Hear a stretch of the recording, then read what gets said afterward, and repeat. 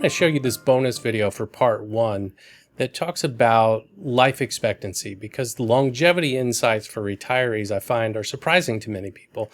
Retirees are living longer than they expect. So in part one, I shared this retirement math for the 21st century, which shows that you need to plan for 30 years of income from your investments during your retirement. And this is just based on longevity statistics. When writing this book, I mentioned in the introduction, I had a couple of focus groups. And one of the questions I asked the focus group was this: how long do you expect to live? Now, before they started throwing out answers, I let them know I wasn't really interested in their actual answer as much as I was the thought process by which they got to their answer. Almost without exception, everyone used the process of looking at how long their parents lived or are living, and then added a few years for good behavior. And I'm here to tell you that there's never been a more hazardous time for you to use that as your estimate than it is right now. In the book, I did some research about growth in life expectancy. I researched as far back as I could get some reliable numbers about life expectancy, and in AD 100, life expectancy was 28 years.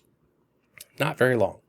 And over the next 1700 years, so up until the year 1800, life expectancy expanded, and it expanded by a total of 7 years, which means that each generation was maybe living a few months longer than the prior generation. Then in the 19th century, so from 1800 to 1900, life expectancy expanded another 12 years just in that one century. So after that century, each generation is living not a few months longer, but a few years longer than the prior generation. That brings us to the century that just ended, the 20th century. One of the biggest accomplishments in the 20th century was the growth in life expectancy. And when I share this number with the focus groups, they were really surprised. In the 20th century, life expectancy expanded by 30 years.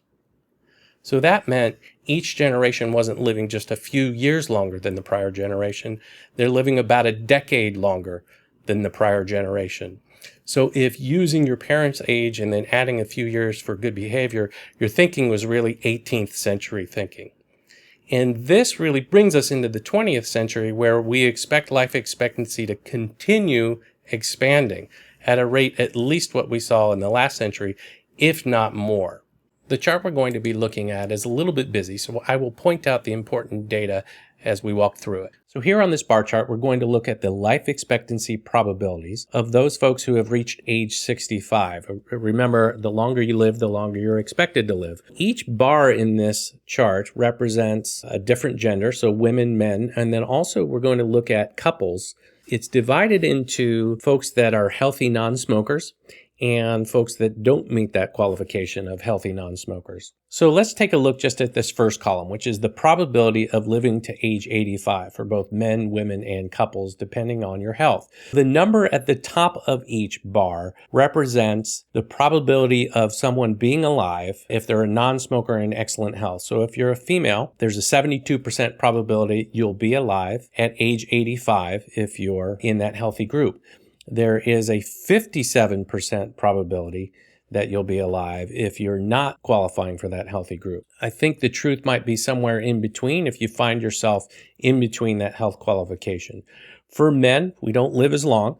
63% probability someone will be alive at age 85. But look at this statistic for a couple. 90% chance that one of the two will be alive at age 85. And that's for, obviously, the healthy non-smokers.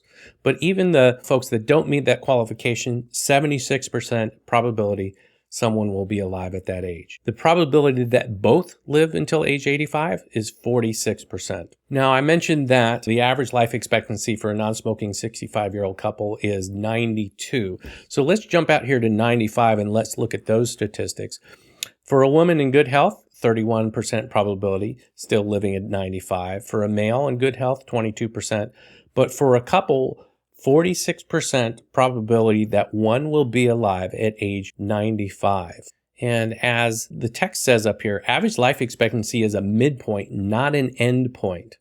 So you really do need to plan on, and they suggest here 35 years in retirement, particularly if you're a non-smoker and in excellent health.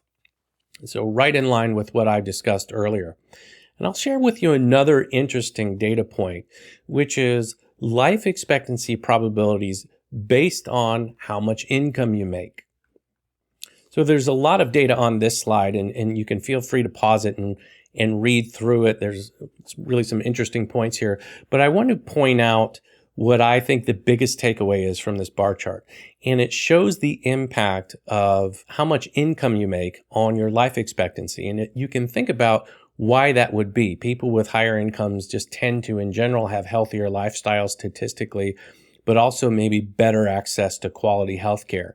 And most of you watching this video probably you would find yourselves in either the fourth or fifth quintile here of the largest or the highest income earners. So let's take a look at those two. So we're looking at men and women, and you can see they're different born-in dates. I want to look at born in 1960. So for women born in 1960, the average life expectancy is 83. For men born in 1960, the average life expectancy is 88. Quite a surprise right there, and one of the biggest achievements of men actually living longer than we might expect. And again, this data is going to differ from what we looked at on the prior slide because we're starting at age 50, not age 65. But look at this highest income group. The average life expectancy for a female in this group, 92. For a male in this group, 89. So again, it's just showing us that we're living much longer, and that needs to be part of this consideration when we're looking at making a plan for retirement income.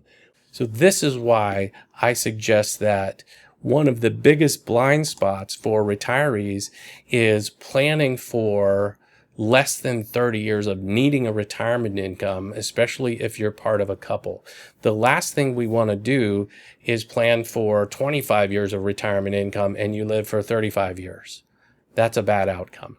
So I wanted to share that, just a quick update on where those longevity statistics came from, and maybe open your eyes a little bit if you were using that old math of adding a few years to your parents' age, because you're going to have a very different experience than the prior generation.